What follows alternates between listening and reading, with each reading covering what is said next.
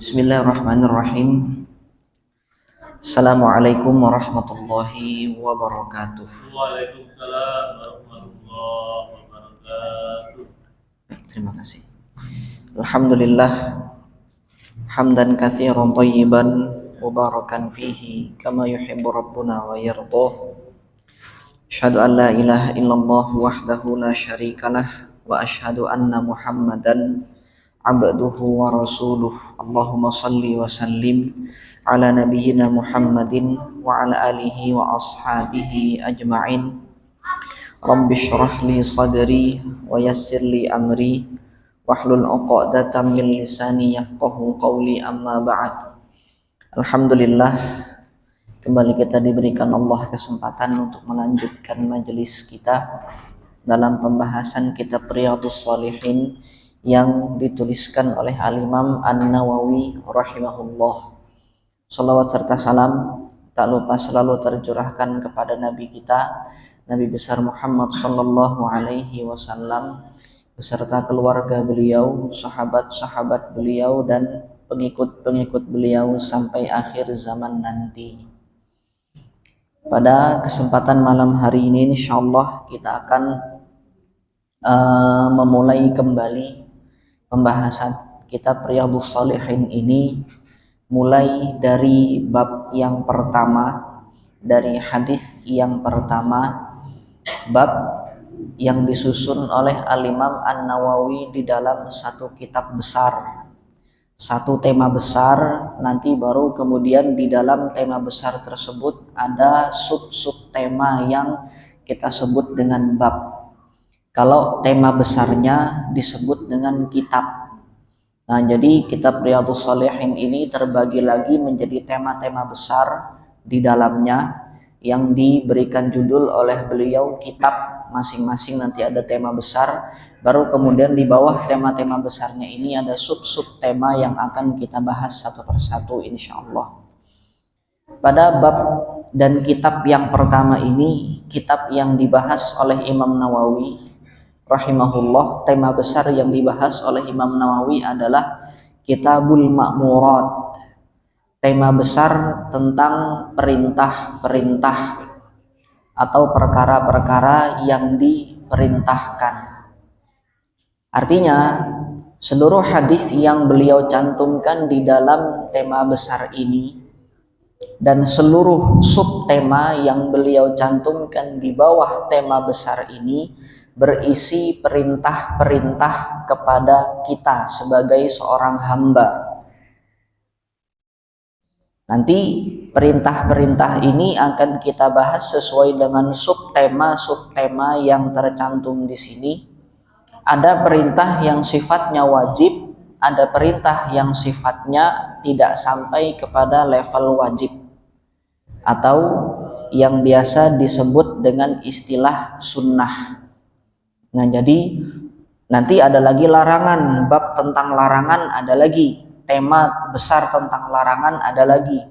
Tapi di dalam tema besar yang pertama ini terlebih dahulu Al-Imam An-Nawawi menyebutkan hadis-hadis atau subtema-subtema tentang perkara-perkara yang diperintahkan dan dibebankan kepada kita sebagai seorang hamba.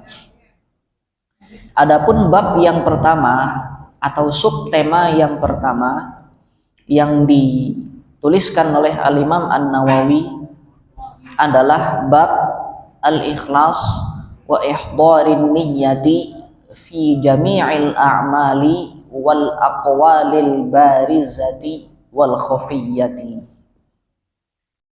Subtema yang membahas tentang ikhlas dan menghadirkan niat dalam seluruh perbuatan-perbuatan dan ucapan-ucapan, baik itu perbuatan dan ucapan yang sifatnya nampak maupun perbuatan dan ucapan yang sifatnya tersembunyi. Di sini sudah bisa kita ambil kesimpulan umum terlebih dahulu bahwasannya Al-Imam An-Nawawi di dalam subtema yang pertama ini ingin memberikan isyarat kepada kita tentang perintah untuk mengikhlaskan niat kita. Mengikhlaskan niat kita dalam segala perbuatan yang kita lakukan, khususnya perbuatan-perbuatan yang sifatnya ibadah kepada Allah Subhanahu wa ta'ala. Pentingnya pembahasan tentang niat ini sampai-sampai Imam Nawawi membahas di dalam tema yang pertama dan subtema yang pertama di dalam kitab ini, karena niat ini merupakan perkara yang tersembunyi di dalam hati kita. Tetapi meskipun niat ini tersembunyi, meskipun niat ini tidak nampak, tidak terlihat atau tidak terdengar, tetapi perbuatan-perbuatan yang kita lakukan ini bergantung kepada niatnya masing-masing. Kalau ibadah kita niatkan dengan ikhlas karena Allah Subhanahu wa ta'ala, maka dia akan menjadi pahala. Meskipun ibadah kita itu terlihat sempurna, meskipun sholat kita terlihat sempurna, terlihat luar biasa hebatnya di hadapan manusia-manusia, tetapi kalau kita salah di dalam memanage atau mengatur niat kita, maka dia tidak akan membuahkan pahala sedikit pun.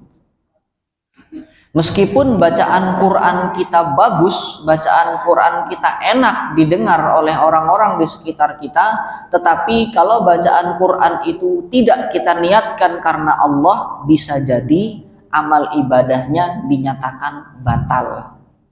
Disinilah pentingnya niat.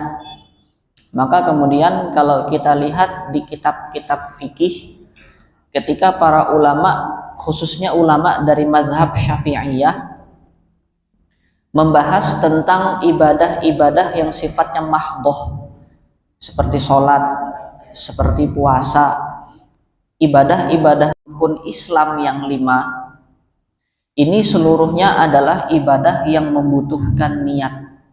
Maka di situ para ulama menekankan niat itu letaknya ada di dalam hati. Lebih baik lagi, lebih dianjurkan lagi ketika niat itu kita ucapkan dengan lisan kita untuk menekankan dan menegaskan apa yang telah kita niatkan di dalam hati kita. Tetapi di situ para ulama menekankan intinya niat itu ada di dalam hati, bukan di dalam lisan kita. Lisan yang kita ucapkan, niat yang kita ucapkan di dalam lisan kita harus sesuai dengan hati kita. Kalau niatnya yang kita ucapkan tidak sesuai dengan hati kita, maka dia tidak akan membuahkan pahala sama sekali. Nah, ini yang ditekankan oleh para ulama. Artinya kenapa para ulama menekankan niat itu ditegaskan di dalam hati dulu baru kemudian diucapkan? Karena hati kita tidak bisa dimanipulasi, sedangkan lisan kita masih bisa dimanipulasi. Artinya seseorang yang mengucapkan sesuatu masih mungkin hatinya berbeda, tetapi ketika seseorang telah menegaskan niat di dalam hatinya, insya Allah tidak akan berbeda dengan apa yang dia ucapkan di dalam lisannya. Maka kita awali dulu niat kita ini di dalam hati kita, baru kemudian kita ucapkan. Hadis yang pertama yang dituliskan oleh Imam An-Nawawi di sini, hadis yang sudah sangat populer, yang berbicara tentang niat, di mana niat itu akan mempengaruhi amal perbuatan kita. Diriwayatkan dari sahabat yang mulia Umar ibn al-Khattab radhiyallahu anhu, beliau berkata, sami'tu Rasulullah sallallahu alaihi wasallam yaqul, innamal a'malu binniyati wa innama likulli imri'in ma nawa.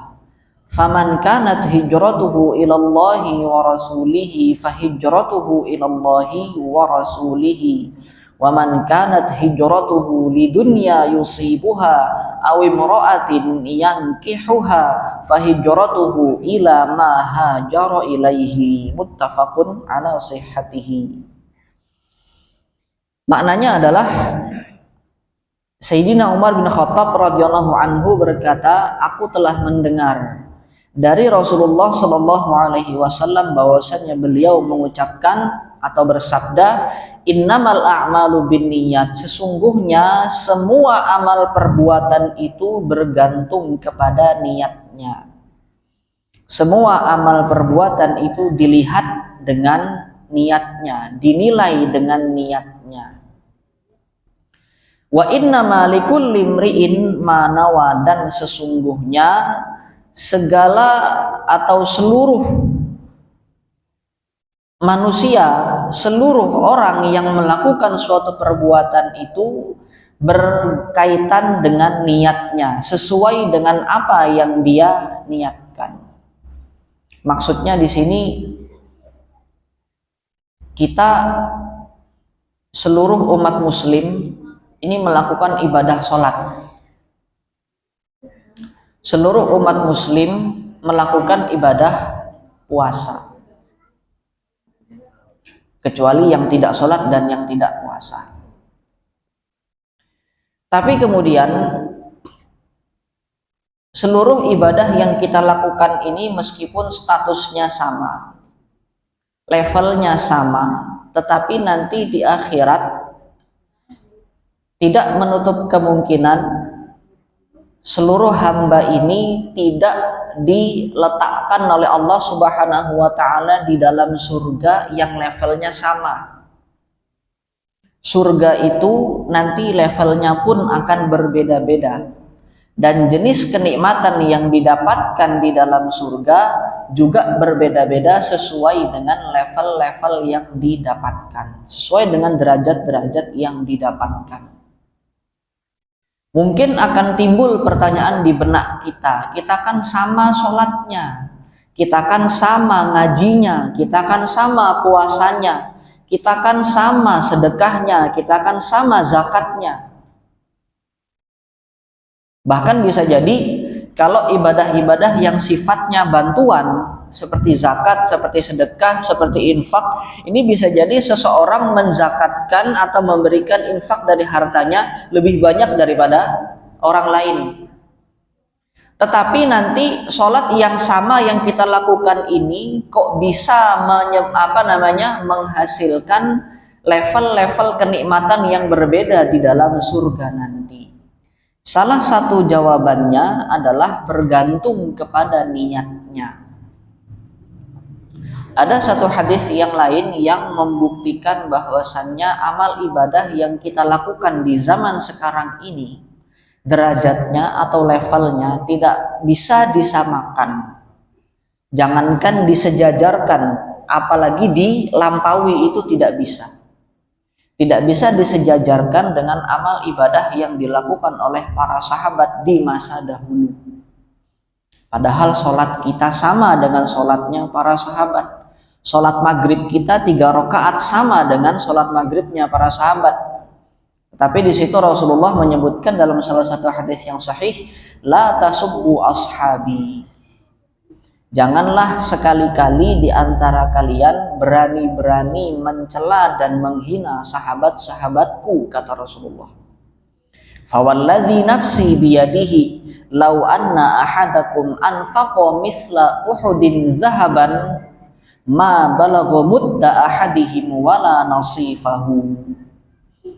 Dan demi zat yang jiwaku berada di dalam yadnya, kata Rasulullah, demi Allah, maksudnya seperti itu. Rasulullah bersumpah demi Allah, kalau seandainya salah seorang di antara kita, di antara orang-orang yang hidup di zaman setelah masa para sahabat, menginfakkan harta atau menginfakkan emas sebesar gunung Uhud, itu tidak akan mampu menyamai level infak yang dikeluarkan oleh para sahabat meskipun hanya sebesar setengah mud meskipun hanya sebesar 1 mud.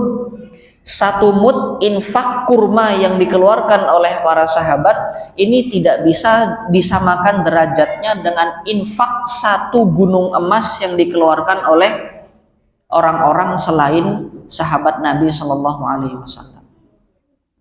Kita di zaman sekarang ini menginfakkan harta atau mensedekahkan harta, misalkan kita bangun masjid.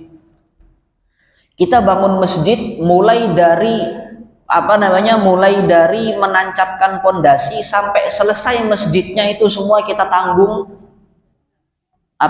pengeluarannya. Kita infakkan semua harta kita untuk jadi satu masjid itu full, dari mulai nancapkan pondasi sampai selesai, sampai dipakai masjidnya itu. Artinya kan tidak sedikit infak yang kita keluarkan untuk perkara tersebut. Tetapi infak yang banyak yang kita keluarkan itu tidak akan mampu menyamai levelnya infaknya para sahabat yang hanya sebesar 1 mud atau bahkan setengah mudnya saja tidak bisa disamakan levelnya. Apa bedanya? Kok bisa infak yang banyak yang kita keluarkan ternyata tidak bisa disamakan levelnya dengan sedikit infak yang dikeluarkan oleh para sahabat? Salah satu pembedanya adalah dari segi niat.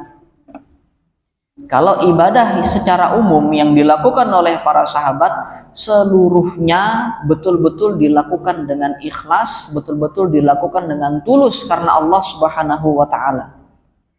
Akan berbeda dengan ibadah-ibadah yang dilakukan oleh orang-orang di zaman kita sekarang ini.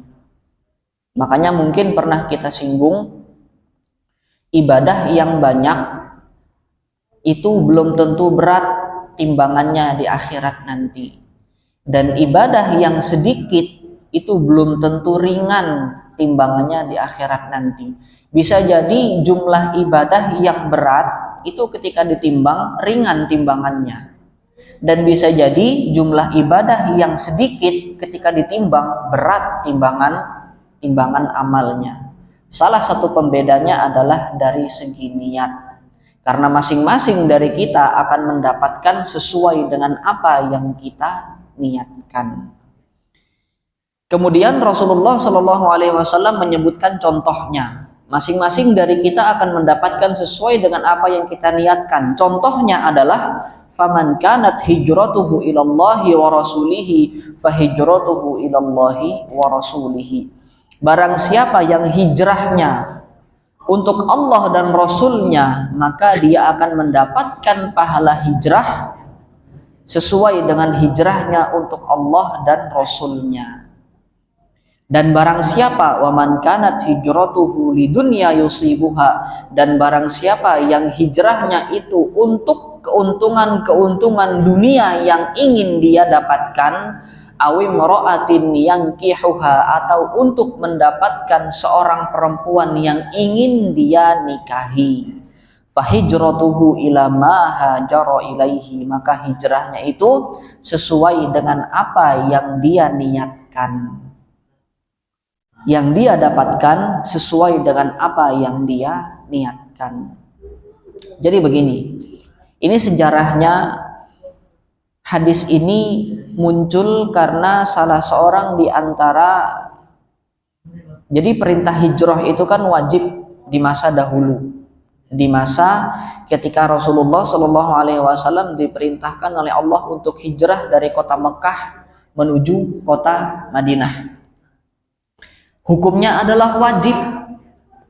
Seluruh orang Islam yang tinggal di kota Mekah, kemudian dia harus melakukan hijrah ke kota Madinah sesuai dengan yang diperintahkan oleh Nabi Muhammad Shallallahu Alaihi Wasallam. Di antara para sahabat, sekian sahabat yang banyak itu, ternyata ada 1 orang sahabat yang hijrahnya itu tidak ikhlas atau kurang ikhlas.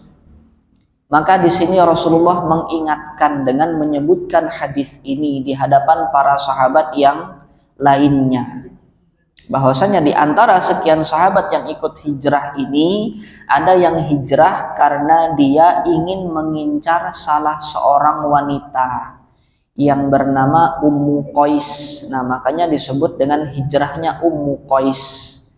Jadi sejarahnya salah seorang sahabat ini ketika berdagang ke kota Madinah ketemu dengan salah seorang wanita yang cantik, yang kemudian sahabat ini jatuh hati kepada wanita ini. Kemudian setelah selesai urusan dagangnya, kembali lagi ke kota Mekah. Saat kembali ke kota Mekah, tidak lama setelah itu turun perintah untuk hijrah ke kota Madinah. Nah, kesempatan sudah ini. Kesempatan sudah, hijrahnya ke kota Madinah, ke kota di mana ada sang pujaan hati yang tinggal di sana. Maka salah seorang sahabat ini dengan semangatnya beliau ikut hijrah, tetapi dengan niat bukan untuk Allah dan Rasulnya, tetapi hijrahnya adalah untuk segera menemui sang pujaan hati ini. Para sahabat itu mereka bukan nabi, mereka bukan rasul. Artinya para sahabat Nabi masih memungkinkan untuk melakukan kesalahan di dalam ibadah-ibadah mereka. Tapi istimewanya para sahabat, ketika mereka diingatkan tentang satu kesalahan yang mereka lakukan, mereka dengan segera akan meminta ampun dan meluruskan apa yang telah mereka lakukan sebagai sebuah kesalahan tersebut. Maka di sini Rasulullah mengingatkan, bukan hanya mengingatkan satu orang sahabat yang salah niatnya ini tadi, tapi mengingatkan seluruh sahabat yang lain agar kesalahan ini tidak dilakukan oleh sahabat-sahabat yang lain.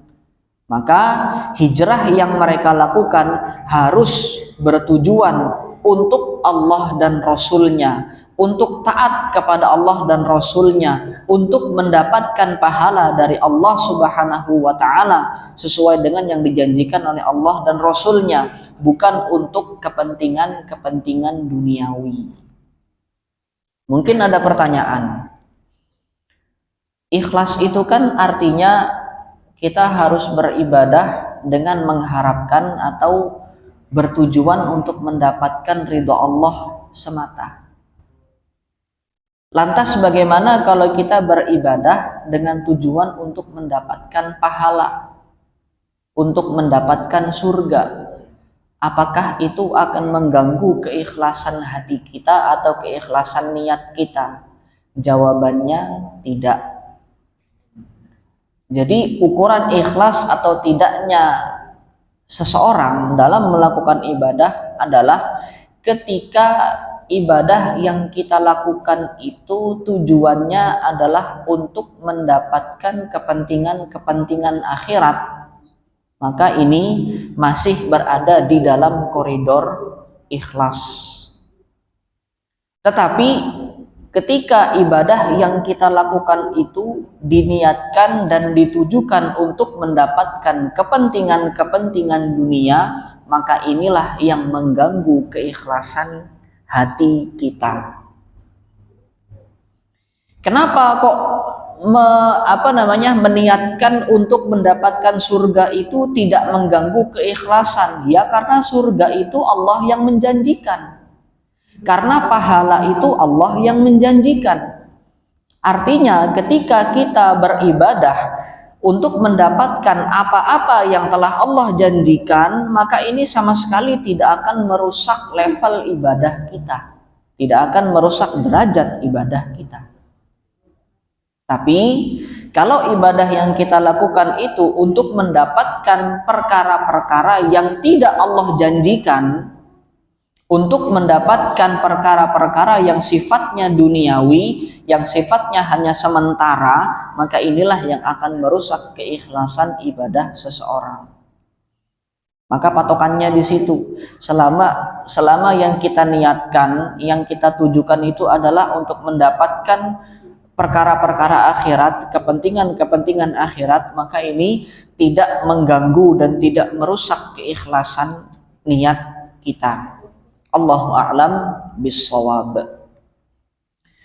Kemudian hadis yang berikutnya diriwayatkan dari Ibunda Aisyah radhiyallahu anha.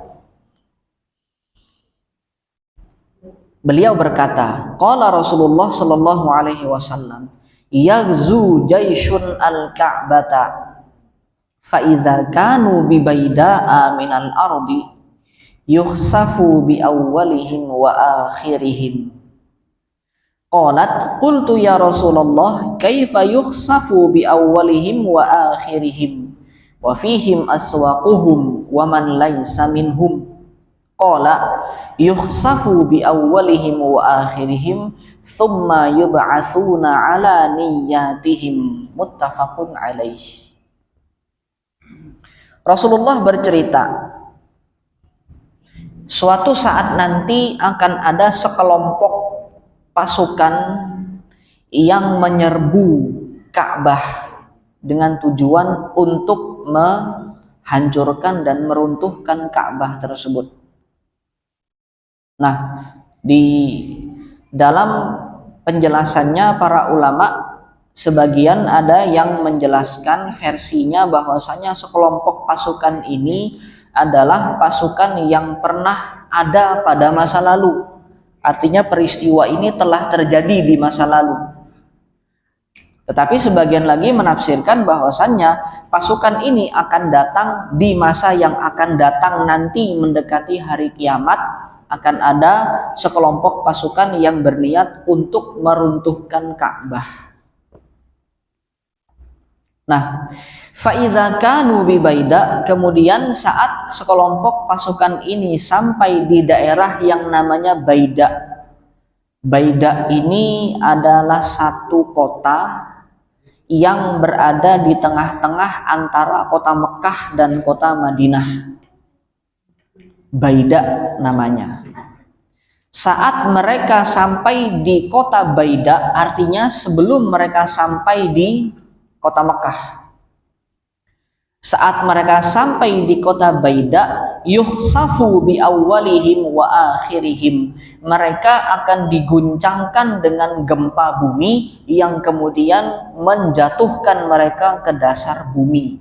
Jadi gempa bumi terus kemudian terpecah buminya, seluruh dari mereka akan masuk ke dalam bumi tersebut dan kemudian Allah tutup lagi bumi tersebut, Allah himpitkan semuanya, mereka mati.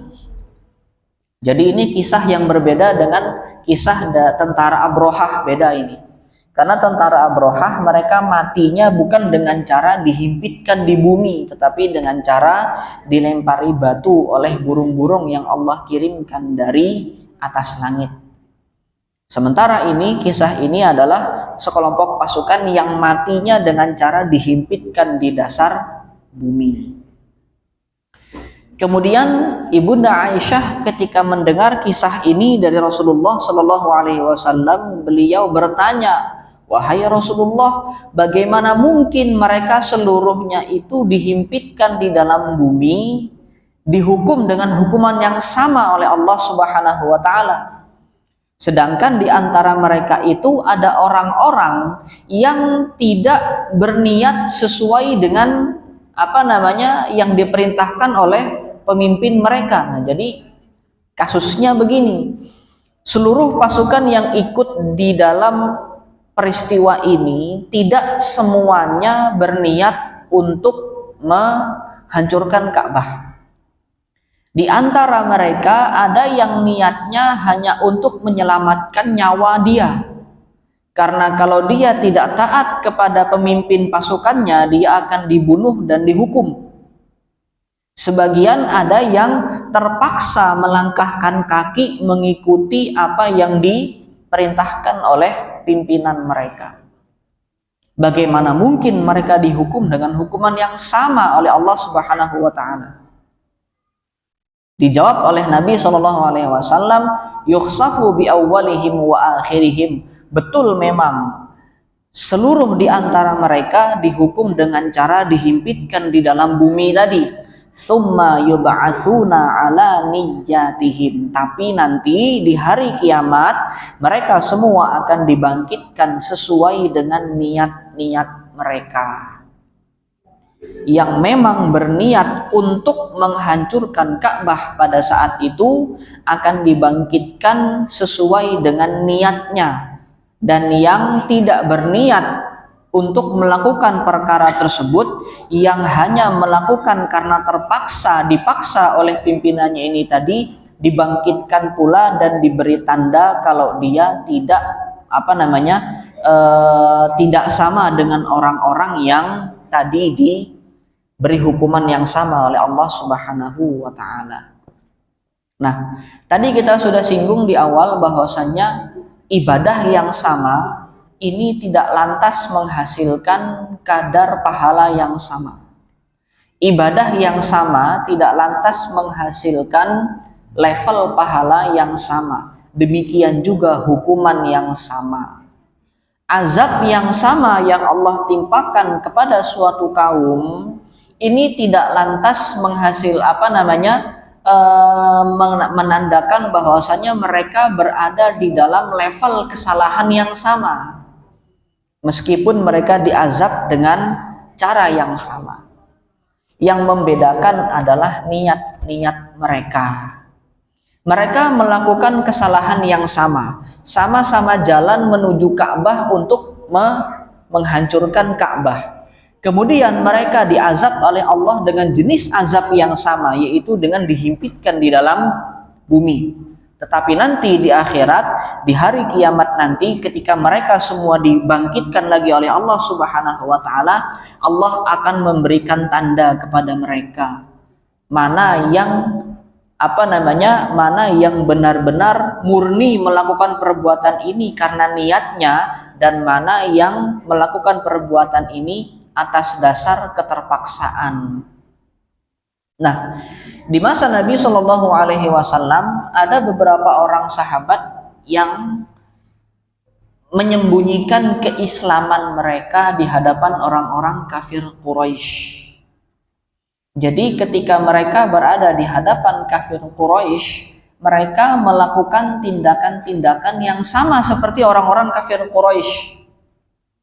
Tetapi dalam hati mereka mengingkari perbuatan tersebut. Di dalam hati mereka mengingkari perbuatan yang mereka lakukan itu. Karena mereka telah jelas keimanannya, telah tulus keimanannya kepada Nabi Muhammad SAW. Ada di antara mereka yang menyembunyikan keislamannya. Salah satunya adalah pamannya Nabi sendiri, Al-Abbas ibnu Abdul Muttalib. Paman Nabi ini, Al-Abbas ini, beliau baru ketahuan telah memeluk Islam itu setelah peristiwa Fathu Makkah. Makanya oleh para ulama sejarah berbeda pendapat dalam menghukumi Al-Abbas ibnu Abdul Muttalib ini. Sebagian ada yang menghukumi kalau Abbas ini masuk Islam sama seperti golongannya Abu Sufyan, orang-orang yang masuk Islam setelah peristiwa Fathu Makkah. Tetapi sebagian lagi menghukumi bahwasanya Abbas ini sudah Islam sejak awal-awal keislaman. Tetapi beliau menyembunyikan keislamannya. Bahkan ketika Rasulullah hijrah ke Madinah, Abbas bin Abdul Muttalib ini tidak ikut hijrah ke Madinah. Nah, pendapat yang kedua ini dibuktikan. Maksudnya pendapat yang kedua ini yang berpendapat bahwasanya Abbas ini menyembunyikan keislamannya sampai nanti Fathu Makkah, baru kemudian beliau menampakkan keislamannya. Jadi beliau sudah Islam sejak awal-awal masa keislaman, bukan ketika peristiwa Fathu Makkah.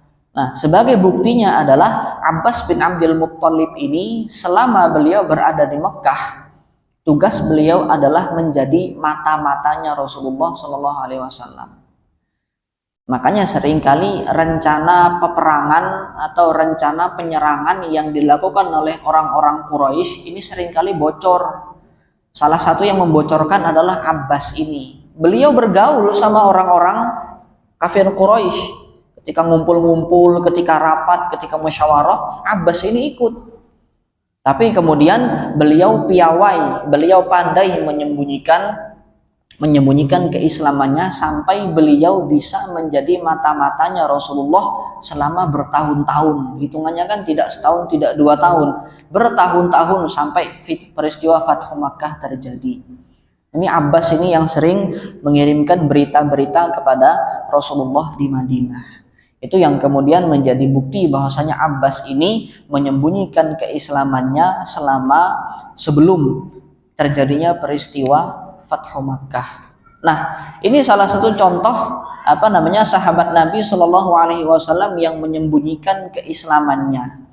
Niatnya sudah Islam, niatnya sudah tulus beriman kepada Nabi Muhammad Shallallahu Alaihi Wasallam, tetapi perbuatannya sehari-hari masih masih mirip dengan perbuatannya orang-orang kafir Quraisy yang ada pada saat itu. Tetapi Al-Abbas ibn Abdul Muttalib sama sekali tidak dihukumi sebagai seorang munafik, tidak dihukumi sebagai seorang kafir, karena beliau tulus keimanannya, ikhlas keislamannya kepada Rasulullah Shallallahu Alaihi Wasallam. Ini yang membuktikan bahwasannya amal ibadah seseorang juga dipengaruhi dengan niatnya. Hadis yang berikutnya ini yang juga tegas berbicara tentang niat. Diriwayatkan lagi dari Ibunda Aisyah radhiyallahu anha, beliau berkata, qala an-nabiy sallallahu alaihi wasallam la hijrata ba'dal fathi walakin jihadun wa niyyatun wa idza stunfirtum fanfiru. Kata Nabi sallallahu alaihi wasallam, tidak ada lagi perintah hijrah setelah peristiwa Fathu Makkah, setelah peristiwa kemenangan kota Mekah. Tetapi yang ada hanyalah jihad dan niat. Maka apabila kalian diperintahkan untuk keluar berperang, maka ikutlah peperangan tersebut. Maksudnya bagaimana? Ini hadis ini singkat, tetapi juga ada kisah di balik itu. Setelah peristiwa ketika peristiwa hijrahnya para sahabat dari Mekah ke Madinah, ini kan para sahabat diambil baiat oleh Rasulullah. Baiat ini janji setia. Janji setia kalau mereka akan ikut dengan Rasulullah apapun yang terjadi. Meskipun mereka harus meninggalkan harta-harta mereka di Mekah, meskipun mereka harus meninggalkan anak istri mereka di Mekah, kalau anak istrinya belum masuk Islam harus ditinggalkan juga. Nah, ini ada baiat setia, ada janji setia ketika Rasulullah hijrah bersama dengan para sahabat. Janji setia inilah yang kemudian memuliakan para sahabat yang ikut hijrah bersama dengan Rasulullah, sehingga mereka diberikan gelar kaum muhajirin. Jadi mereka status keislamannya itu naik levelnya karena mereka telah mengucapkan janji setia untuk ikut hijrah bersama Rasulullah ke kota Madinah. Setelah kemenangan kota Mekah, setelah peristiwa Fathu Makkah, ini kemudian ada orang-orang yang baru masuk Islam pada saat itu dan kemudian mendatangi Rasulullah Shallallahu Alaihi Wasallam untuk ikut mengucapkan janji setia untuk hijrah ke Madinah. Wahai Rasulullah, saya siap ikut Anda hijrah ke kota Madinah dan meninggalkan tanah kelahiran saya. Di sini baru Rasulullah mengatakan la hijrata ba'dal fathi. Sudah tidak ada lagi perintah untuk hijrah setelah peristiwa kemenangan kota Mekah. Jadi yang menyatakan diri siap untuk berhijrah ini penduduk Mekah juga gitu.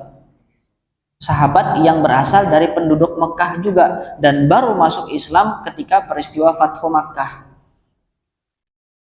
Ketika peristiwa Fathu Makkah, sahabat yang satu ini kalau tidak salah namanya Mujalid atau saya lupa nama sahabatnya ini. Mujalid ini datang ke Rasulullah dan kemudian mengucapkan janji setia, ingin berbaiat, wahai Rasulullah, saya siap untuk ikut Anda hijrah ke kota Madinah. Baru kemudian Rasulullah mengingatkan, tidak ada lagi perintah hijrah. Anda tidak wajib untuk ikut hijrah ke kota Madinah karena Mekah pada saat itu sudah menjadi tempatnya orang Islam, sudah menjadi Darul Islam. Sudah bukan lagi tempatnya orang kafir, sudah bukan lagi kotanya orang kafir, tapi sudah menjadi kotanya orang Islam. Maka perintah untuk hijrah itu sudah tidak dibebankan lagi kepada para penduduk Mekah pada saat itu. Tetapi yang sudah ikut hijrah bersama Rasulullah ke kota Madinah, yang sudah masuk sebagai orang-orang muhajirin pun tidak juga diperkenankan untuk kembali ke kota Mekah. Nah, jadi para sahabat yang sudah ikut hijrah bersama dengan Rasulullah juga tidak boleh kembali ke kota Mekah. Yang sudah ada di Mekah tidak perlu ikut ke kota Madinah berhijrah. Yang sudah terlanjur di Madinah tidak juga dibolehkan untuk kembali ke kota Mekah. Makanya para sahabat yang ikut hijrah bersama Rasulullah di kota Madinah, mereka baru akan mencar ke kota-kota masing-masing ketika Rasulullah sudah wafat. Kan tadi dikatakan bahwasanya mereka dibaiat, dijanji setia, mereka mengucapkan janji setia untuk ikut hijrah bersama Rasulullah ke kota Madinah. Artinya kesetiaan mereka tetap harus dilakukan sampai Rasulullah sudah tidak ada. Mereka harus setia bersama Rasulullah di Madinah sampai Rasulullah sudah wafat. Makanya kemudian para sahabat yang ikut ke kota Madinah saat peristiwa hijrah di tahun tahun ke-12 12 setelah masa keislaman atau 13 setelah masa keislaman, itu tidak boleh lagi kembali ke kota Mekah seperti Utsman bin Affan, seperti Abu Bakar As-Siddiq, seperti Abdullah bin Mas'ud yang ikut hijrah di awal-awal masa keislaman tidak boleh lagi kembali ke kota Mekah. Nah, di sini Rasulullah mengingatkan sahabat ini tadi, sudah tidak ada lagi perintah hijrah untuk orang-orang Mekah setelah peristiwa Fathu Makkah. Yang ada adalah jihad dan niat. Kalau engkau ingin membuktikan keislamanmu, maka ikutlah berjihad. Karena setelah peristiwa Fathu Makkah ini masih ada perang-perang yang yang dihadapi oleh kaum muslimin pada saat itu. Yang ada hanyalah perintah untuk jihad dan perintah untuk meluruskan niat. Kalau ingin sempurna keislamannya, kalau ingin bagus keislamannya setelah peristiwa Fathu Makkah, maka ikutlah jihad bersama kami, kata Rasulullah, dan luruskanlah niat ketika ikut jihad tersebut. Artinya perintah untuk jihad ini kan bukan perintah yang main-main. Tidak sembarangan orang yang mampu untuk menggadaikan nyawanya. Maka ketika ada seseorang yang rela menggadaikan nyawanya, yang rela untuk menyerahkan nyawanya di medan perang, maka luruskanlah niatnya. Jangan sampai mati dalam keadaan sia-sia, atau bahasa kita itu mati konyol. Sudahnya nyawanya hilang, pahala tidak dapat, ini kan mati konyol. Makanya kemudian Rasulullah mengingatkan, perintah yang ada hanya perintah jihad, dan hati-hati dengan niat. Kalaupun mau ikut untuk berjihad, luruskan betul-betul niatnya, luruskan baik-baik niatnya, karena jangan sampai kehilangan nyawa tetapi hilang dalam keadaan sia-sia. Allahu a'lam bissawab. Mungkin sampai di sini dulu yang bisa kita bahas pada kesempatan kali ini. Insyaallah nanti pada pertemuan yang berikutnya kita akan lanjutkan pada hadis yang berikutnya, masih di dalam bab atau subtema tentang ikhlas dan meluruskan niat ini. Karena tadi baru sampai kepada hadis yang ketiga, sedangkan bab ini isinya kurang lebih ada 12 hadis. Nanti insyaallah akan kita lanjutkan pada hadis yang berikutnya. Allahu a'lam bissawab. Mudah-mudahan apa yang kita pelajari pada malam hari ini bermanfaat dan diberkahi oleh Allah Subhanahu wa taala. Subhanakallahumma wabihamdika asyhadu an la ilaha illa anta astaghfiruka wa atubu ilaik. Wa sallallahu ala sayyidina Muhammadin wa ala alihi wa ashabihi ajma'in. Assalamualaikum warahmatullahi wabarakatuh.